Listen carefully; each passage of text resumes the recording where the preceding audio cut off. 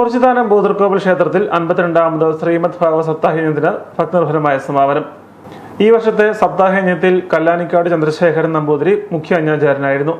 യജ്ഞ സമാപന ദിവസമായ ഞായറാഴ്ച ഉദ്ധവോപദേശം, മാർക്കണ്ഡേയ ചരിത്രം, സ്വർഗാരോഹണം തുടങ്ങിയ ഭാഗങ്ങൾ പാരായണം ചെയ്തു.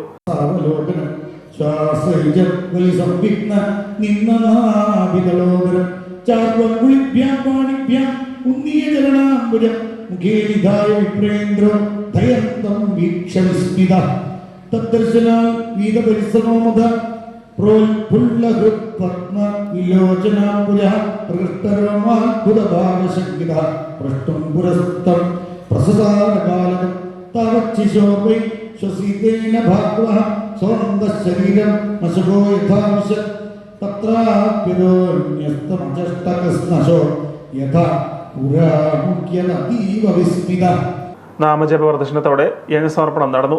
ഭക്തിനിർഭരമായ യജ്ഞസമാപന ചടങ്ങിൽ പ്രാർത്ഥനകളോടെ നിരവധി ഭക്തർ പങ്കെടുത്തു.